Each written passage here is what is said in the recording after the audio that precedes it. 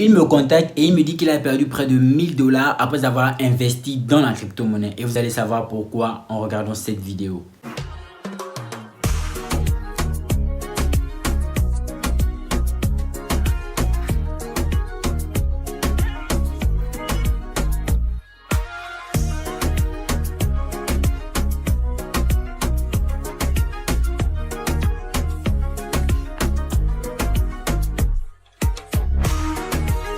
Bonjour à toutes et à tous, j'espère que vous allez bien. Bienvenue si vous êtes nouveau sur cette chaîne et que c'est votre première vidéo. Sachez qu'ici on parle de crypto-monnaie et de révolution économique qu'apporte la blockchain de manière générale. Alors si la thématique vous intéresse, je vous conseille de bien vouloir vous abonner, mais surtout d'activer la cloche de notification pour ne rater aucune prochaine vidéo en rapport avec la thématique. Bien au contraire, si vous êtes ancien, vous savez comment ça se passe. Il vous suffit de lâcher un pouce, celui-ci et pas celui-ci, car ça fait toujours plaisir. Alors, on a essayé de parler de la crypto-monnaie de façon générale. On a même présenté quels étaient les différents types de crypto-monnaies, vu que c'est très important pour le reste en ce qui concerne l'investissement en crypto-monnaie. C'est très important de savoir quel est le rôle de chaque crypto pour pouvoir diversifier ses investissements, mais aussi de faire de bons investissements. Alors si tu n'as pas regardé cette vidéo, je te conseille de le faire car ce serait très compliqué pour toi de comprendre la suite de cette vidéo. Alors, sachant que les crypto-monnaies sont des actifs très volatiles, par conséquent, ce n'est pas stable, ça monte et ça descend. Il est très important de savoir à quel moment, bien sûr, il faut rentrer dans le marché, à quel moment il faut prendre son argent et décider d'investir sur X ou Y crypto-monnaie. Et c'est là où tout devient très intéressant. Alors, vous vous souvenez que dans la vidéo du trading, j'ai parlé de deux tendances. J'ai parlé de la tendance haussière et de la tendance baissière. Et j'ai même parlé de congestion. Ce qu'il faut savoir, c'est que le marché, il est conditionné par deux périodes, le bear market et le bull market. Qu'est-ce que le bear market? C'est la période au cours de laquelle toutes les crypto-monnaies seront au rouge. Toutes les crypto-monnaies seront en chute libre. Et le bull market, c'est tout simplement la période au cours de laquelle toutes les crypto-monnaies vont connaître une certaine explosion. Donc une hausse. On peut rattacher le bear market à une tendance baissière et le bull market à une tendance haussière. Alors, comment est-ce que sont conditionnées ces deux tendances? Ce qu'il faut savoir, c'est que le bull market, lui, ou encore le marché de la crypto-monnaie, connaît une hausse conformément à la tendance du Bitcoin. Comme étant la première crypto-monnaie mère, c'est le Bitcoin qui conditionne tout le marché. Et si le Bitcoin chute, le marché aussi va chuter. Bien que le marché est conditionné par le Bitcoin, il faut savoir donc à quel moment le Bitcoin, lui, il va prendre sa hausse. Et le bull market est toujours précédé de ce qu'on va appeler le halving. Le halving, c'est la période au cours de laquelle le nombre de bitcoins en circulation sera restreint. Par conséquent, ça va créer une certaine rareté du bitcoin sur le marché qui va engendrer l'explosion du bitcoin. Donc, la prise de valeur du bitcoin. Bien évidemment, je reviens un peu plus amplement sur ce qu'est le halving du Bitcoin. Mais il faut savoir que le bull market est conditionné par le halving du Bitcoin. Ça veut dire qu'en bull market, toutes les crypto-monnaies sont en hausse. Mais il n'est pas recommandé d'acheter les crypto-monnaies lorsqu'elles sont en hausse. On achète les crypto-monnaies lorsqu'elles sont à la baisse. Bien évidemment, vous l'aurez remarqué que dans l'introduction, j'ai parlé de quelqu'un qui a perdu 1000 $ en investissant dans la crypto-monnaie. Le problème n'est pas qu'il a investi dans la crypto-monnaie, mais le problème est qu'il n'a pas fait ce qu'on appelle le DYOR, Do Your Own Research. Vous devriez faire vos propres recherches avant d'investir dans un projet.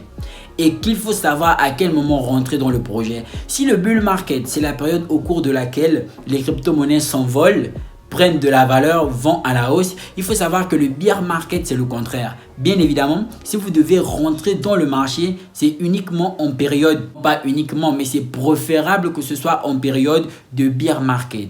Car qu'est-ce qui se passerait si vous rentrez en bull market? Ce qui se passe quand on rentre dans le marché en bull market, c'est que bénéfique en un sens où toutes les crypto-monnaies montent. Mais il faut savoir que le bull market, lui, il engendre toujours le bear market. Donc, vous pourrez rentrer dans le marché pendant le bull market. Donc, quand toutes les crypto-monnaies sont en hausse, d'ailleurs, vous paierez encore des crypto-monnaies à des prix plus chers que lorsque c'est dans le bear market.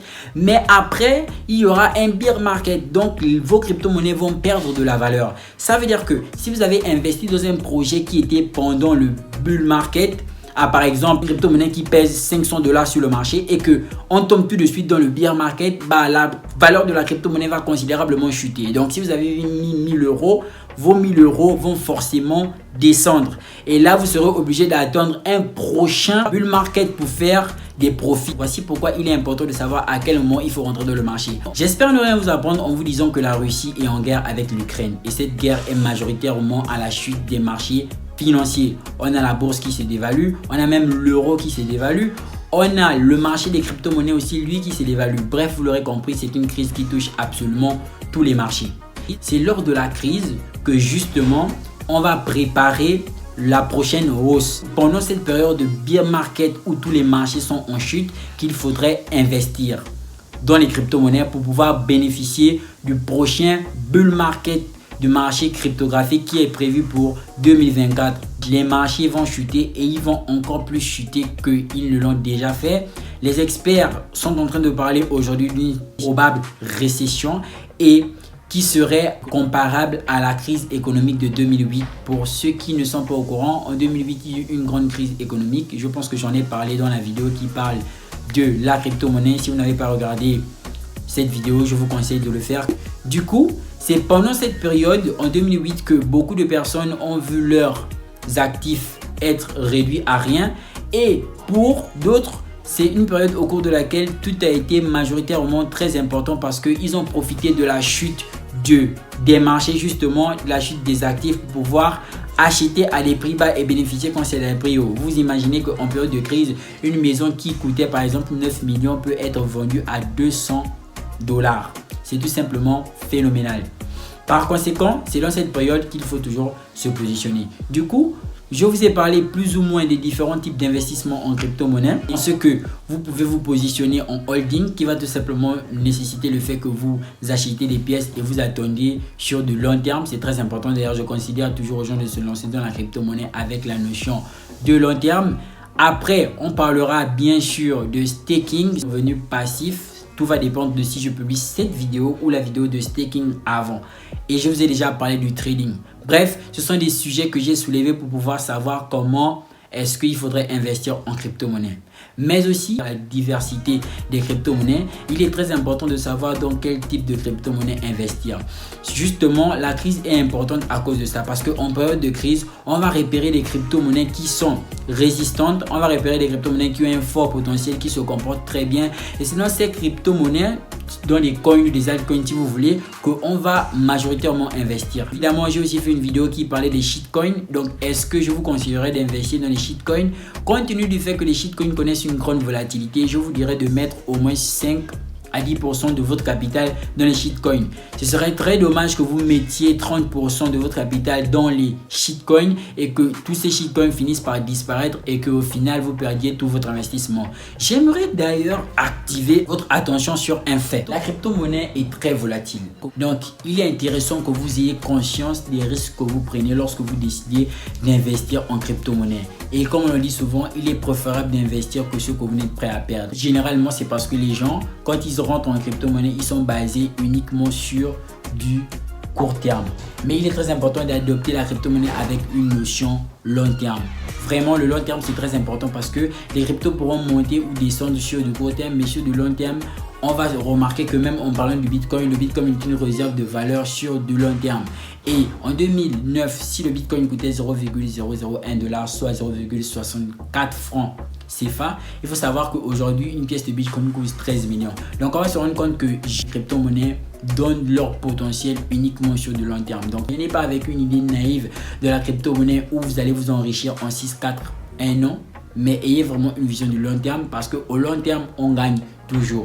Pour revenir sur le cas, un exemple de la vidéo que j'ai pris dans l'introduction, la personne avait investi 1000 $ dans les shitcoins. Or, les shitcoins sont soumis à une grande volatilité. Donc, je dirais que la personne a dû investir avec manque de connaissance de ce qu'il était en train de faire parce que je ne peux pas mettre moi dans ma technique d'investissement 1000 $ dans les shitcoins. Mettez vraiment dans les shitcoins une moindre somme ou si c'est une grande somme, soit une somme que vous êtes prêt à perdre que même si c'était dans les altcoins tout simplement. En vrai, j'ai tiré en longueur, mais c'était pour essayer de vous faire comprendre l'importance des différents cycles de marché.